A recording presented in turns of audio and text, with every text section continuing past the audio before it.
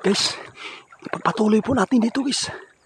Na makausap po natin dito yung kaibigan nating mga kataw guys. Kung totoo ba sa sinasabi po ni Jessica Soho na may mga kaharian po ng mga sirena po doon sa ilog ng Aklan. Kaibigan? Dito tayo, tumawid po tayo dito guys. Na para makausap po natin dito guys. Kaibigan, nasaan ka kaibigan? Kaibigan!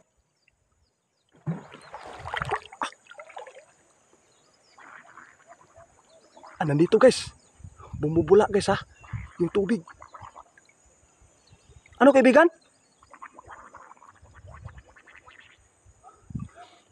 Ito na guys.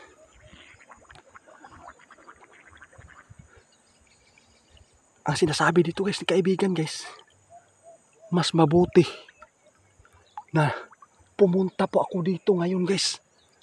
Para po ay may malalaman po tayo. Dahil doon sa nangyari po sa binatilyo na nalunod po sa Aklan na si Joros. Kaibigan, na ako'y pangutanan ni mo kaibigan. Tinuod ba kaibigan na may mga kaharian po doon sa ilog ng Aklan na mga kaharian ng mga sirena? Totoo ba kaibigan?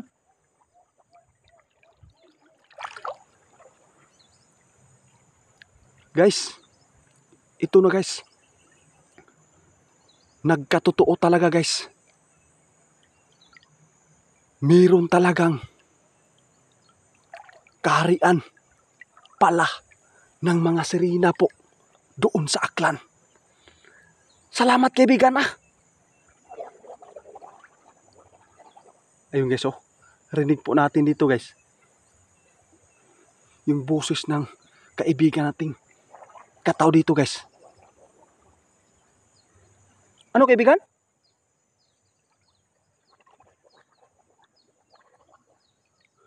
Ito na guys. So please, taga Aklan, ayaw mo kumpiyansa nga maligo. Nandito na naman sila guys oh. Talagang nagpaparamdam po yung kaibigan nating kataw dito guys. Grabe guys.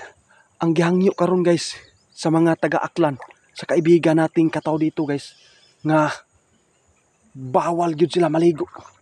Sa nangyari po sa binatilyo na nalunod po na si Joros, napakadelikado guys na mayroong maliligo at saka delikado na masunod po sa nangyari po kay Joros. Dahil po yung mga klasing-klasing mga elemento guys sa ilog sa Aklan, napakadelikado na ngayon guys. Dahil po galit na po sila, lalo na po sa nangyari po kay Joros. Dahil po sila po yung napagbintangan na hindi po nila ginagawa kay Joros guys. Yung pagkalunod po doon sa binatilyo guys, ang sabi dito guys oh, pakinggan nyo guys. Oh, ayun guys. Sa nangyari po doon sa binatilyong nalunod sa Aklan, grabe, galit na galit po talaga yung mga klase-klase pong elemento. Dahil po sila po yung napagbintangan na sila po yung kumuha.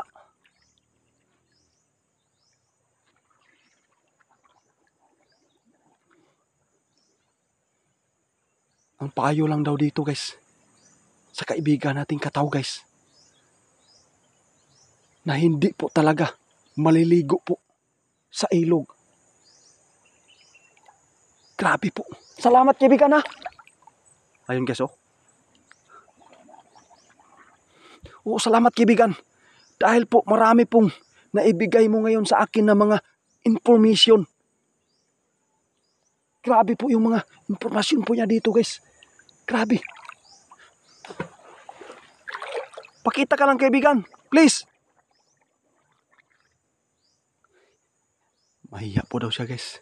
Pero sakto na po daw yung mga ipinaabot po dito sa atin ngayon guys. Totoo talaga yung nai-report po ni Jessica Soho guys na may mga kaharian po pala ng sirena po doon sa Aklan. Kaibigan, naa ba kay mga kaila dito kaibigan ng mga sirena? Grabe guys. Kahit saan po sila guys, may mga kilala po silang mga sirena guys. Pero kaibigan, sobra yung napakadelikado po na maliligo na ngayon sa doon sa nangyari po kay Joros. Asus, Ginoo ko. Sana po yung mga followers po dito po natin malalaman guys na talagang delikado po yung may mga kasunod po na malulunod po guys dahil po nagagalit na po ngayon yung mga klase-klase pong elemento guys dahil po hindi po nila talagang na madawat guys nga sila po yung napagbintangan na sila po yung kumuha sa binatilyo na nalunod po doon sa Aklan. Grabe kaibigan, salamat kaibigan ha. Oo kaibigan, ang gialay na ko diri kaibigan na kandila, dili para sa inyo ni kaibigan na pasensya na kaibigan ha. Ayun guys, okay lang daw guys, nakasabot sila guys. Dahil ito na po yung huling pag-alay po natin dito guys kay Joros. Sana po ay matahimik na po yung kaluluwa niya guys at saka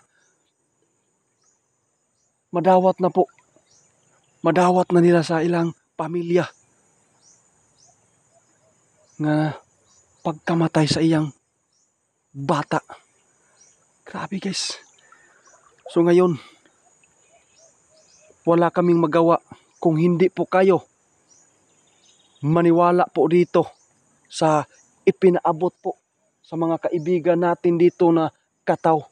Ang sa amin lang, gusto lang po namin na matahimik na po yung mga pamilya po ni Joros na dapat matanggap na po nila kahit ngayon hindi pa talaga nakikita. Salamat kaibigan ha. O hindi pa ako magtatagal dito kaibigan.